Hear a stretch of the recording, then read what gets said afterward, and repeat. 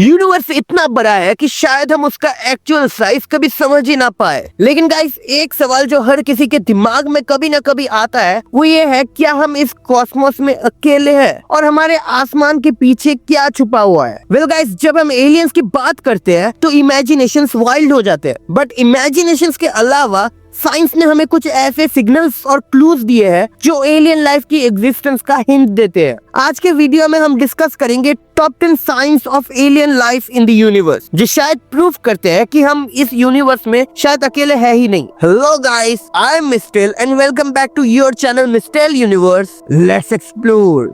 Number 10, mysterious radio signals. Space के vastness में एक चीज है जो हमेशा साइंटिस्ट को इंट्रिग करती है, वो है फास्ट रेडियो बर्स्ट। एफआरबीएस एक शॉर्ट इंटेंस रेडियो सिग्नल होते हैं जो सिर्फ मिली सेकेंड के लिए डिटेक्ट होते हैं, लेकिन इनकी एनर्जी इतनी ज्यादा होती है कि पूरे दुनिया की जितनी एनर्जी हम एक साल में यूज करते हैं उतनी एक सिग्नल के अंदर ही कैरी होती है। अब तक हमें सिर्फ कुछ ही एफआरबीएस मिल पाए हैं और उनका एग्जैक्ट सोर्स भी अभी तक एक मिस्ट्री है। लेकिन सबसे इंटरेस्टिंग बात यह है कि कुछ एफआरबीएस रिपीटिंग पैटर्न में आते हैं, जैसे कि कोई हमें इंटेंशनली सिग्नल भेज रहा हो। ये नेचुरली होने वाले कॉस्मिक फिनोमेना हो सकते हैं, जैसे न्यूट्रॉन स्टार या ब्लैक होल्स। लेकिन एक थ्योरी ये भी कहती है कि शायद ये किसी एडवांस्ड एलियन सिविलाइजेशन का कम्युनिकेशन सिग्नल है।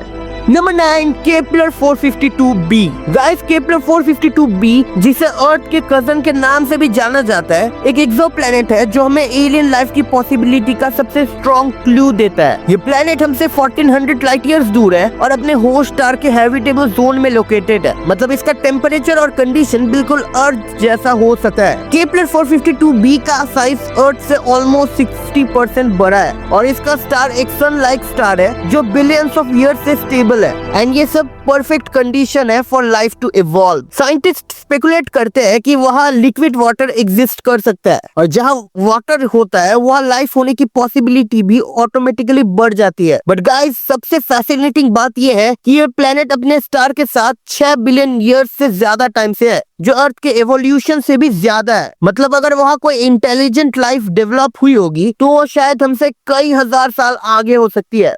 Number 8, the wow signal. 1977 में ओहायो स्टेट यूनिवर्सिटी के बिग ईयर रेडियो टेलीस्कोप ने एक ऐसा सिग्नल डिटेक्ट किया था जो आज तक स्पेस साइंस के सबसे बड़े मिस्ट्रीज में से एक है। इस सिग्नल को वाउ सिग्नल कहा गया है और ये सिग्नल इतना यूनिक था कि इसका फ्रीक्वेंसी और इंटेंसिटी दोनों ही नेचुरल फोर्स से मैच नहीं करते। ये सिग्नल एक नैरो बैंड ट्रांसमिशन था जो स्पेस के किसी एक स्पेसिफिक रीजन से आया था और सिर्फ 72 सेकेंड तक डिटेक्ट किया गया था। लेकिन गाइस, जब साइंटिस्ट ने वापस उसी डायरेक्शन में देखा तो ऐसा सिग्नल कभी रिपीट नहीं हुआ। सबसे इंटरेस्टिंग बात यह है कि नैरो बैंड सिग्नल्स का नेचुरली ऑकर होना काफी ज्यादा मुश्किल है, एंड ये सिग्नल एलियन सिविलाइजेशन के कम्युनिकेशन सिग्नल्स का एक स्ट्रॉन्ग कैंडिडेट हो सकता है।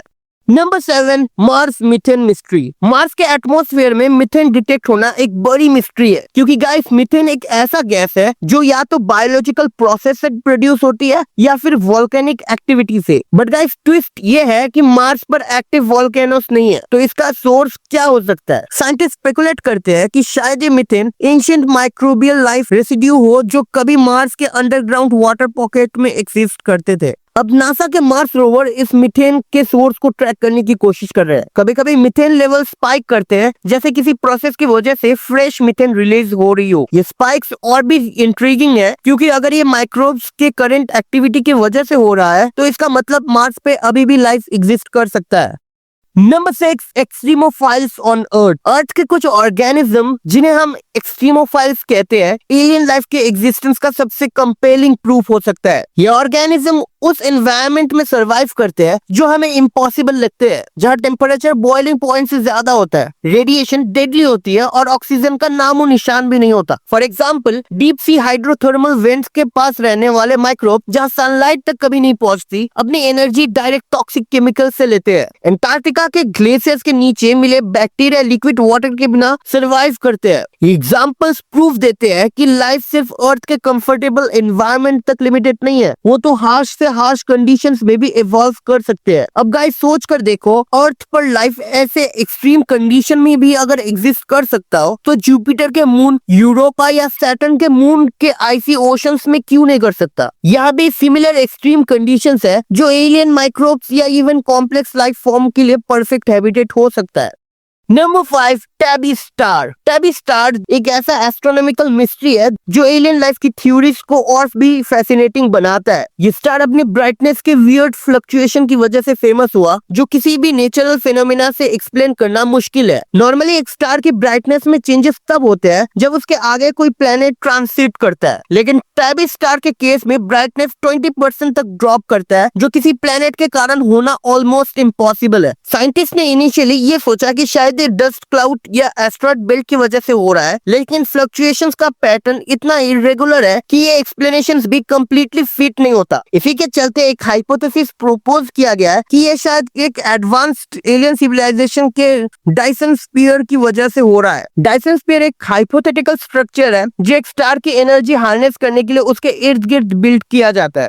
Number 4, water on moons of Jupiter and Saturn. Jupiter के मून यूरोपा को एलियन लाइफ के लिए एक प्राइम कैंडिडेट माना जाता है, और इसके पीछे सबसे बड़ा रीजन है उसके सरफेस के नीचे छुपा हुआ एक वास्ट ओशन। यूरोपा का आइसी सरफेस एक थिक क्रस्ट की तरह है, लेकिन साइंटिस्ट कहते हैं कि इसके नीचे लिक्विड वाटर का एक पूरा ओशन एग्जिस्ट करता है, जो अर्थ के सारे ओशन से ज्यादा पानी होल्ड करता है। अब आप सोचिए, जहाँ पानी है वहाँ लाइफ होने का चांसेस ऑटोमेटिकली बढ़ जाता है। बट गाइस, सिर्फ पानी का एग्जिस्टेंस ही नहीं जो यूरोपा को इतना स्पेशल बनाता है, इसके अंदर हाइड्रोथर्मल वेंट होने की भी पॉसिबिलिटी है। ये वेंट्स ओशन फ्लोर पर होती है एंड इसे अर्थ पर भी देखा जा चुका है, एंड यही वो जगह है जहां बिना सनलाइट के भी कॉम्प्लेक्स लाइफ सरवाइव कर सकते हैं। यूरोपा पर ये वेंट एसेंशियल केमिकल और एनर्जी प्रोवाइड कर सकते हैं, जो माइक्रोबियल या इवन मल्टी सेलुलर लाइफ के लिए एक परफेक्ट कंडीशन क्रिएट करते हैं।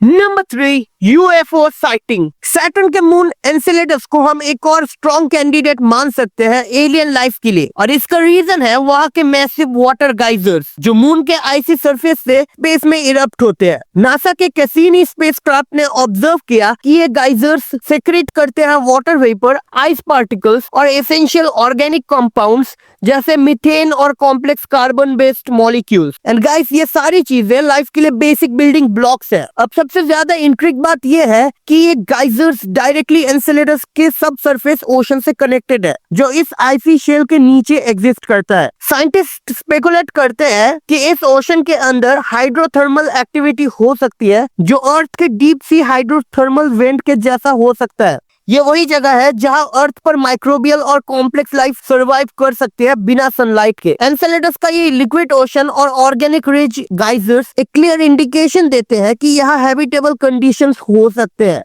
Number 2, exoplanet atmosphere clues. Guys, Venus अपने टॉक्सिक एटमॉस्फेयर और एक्सट्रीम हीट की वजह से हमेशा लाइफ के लिए इम्पॉसिबल माना गया था, बट 2020 में एक डिस्कवरी ने पूरी साइंटिफिक कम्युनिटी को शॉक कर दिया। गाइस, दरअसल वीनस के एटमॉस्फेयर में फॉस्फाइन गैस डिटेक्ट हुई, जो लाइफ के प्रेजेंस का एक पोटेंशियल इंडिकेशन हो सकता है। फॉस्फाइन एक ऐसा गैस है जो अर्थ पर या तो माइक्रोबियल लाइफ के मेटाबॉलिक प्रोसेस से बनता है या फिर इंडस्ट्रियल एक्टिविटी से। अब वीनस पर कोई इंडस्ट्रियल एक्टिविटी तो हो नहीं सकता, तो क्या ये गैस वहाँ के माइक्रोब्स के कारण हो सकता है? वीनस के सरफेस पर कंडीशंस इतने हार्श है कि लाइफ वहाँ सस्टेन नहीं कर सकता, लेकिन साइंटिस्ट स्पेकुलेट करते हैं कि इसकी ठीक एटमॉस्फेयर के अपर लेयर, जहाँ टेम्परेचर और प्रेशर ज्यादा मॉडरेट है, वो जगह माइक्रोबियल लाइफ के लिए एक परफेक्ट हैबिटेट हो सकता है। फॉस्फाइन का प्रेजेंस ये हिंट देता है कि शायद वीनस के एटमॉस्फेयर के क्लाउड लेयर्स में कुछ माइक्रोब्स एग्जिस्ट हो सकते हैं, जो एसिडिक एनवायरनमेंट में भी अपने आप को एडॉप्ट कर चुके हो।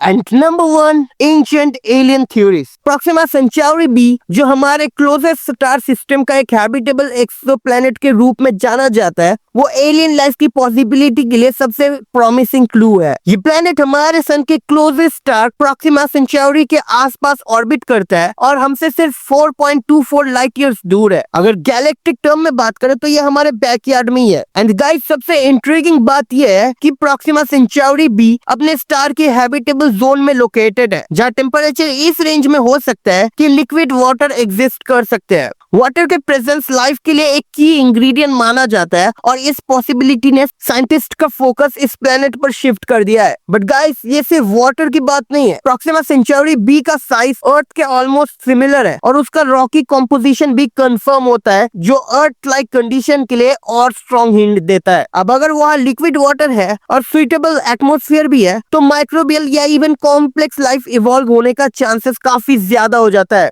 सो गाइस, ये थे वो टॉप 10 साइंस जो हमें ये सोचने पर मजबूर करते हैं कि शायद हम इस वास्ट यूनिवर्स में अकेले नहीं है। हर एक साइन, चाहे वो मिस्टीरियस रेडियो सिग्नल हो या फिर मार्स पर मीथेन की मिस्ट्री, ये सब चीज हमें इस बात का एहसास दिलाता है कि लाइफ के होने का चांसेस बहुत ज्यादा है और शायद से हमें उन्हें एक दिन डिस्कवर करने का मौका भी मिले। सो अगर आपको ये वीडियो पसंद आया हो तो नीचे कमेंट सेक्शन में अपने विचार जरूर शेयर करें और चैनल को लाइक, शेयर एंड सब्सक्राइब करना बिल्कुल मत भूलना। मिलते हैं अगले वीडियो में। Till then, be curious and keep exploring.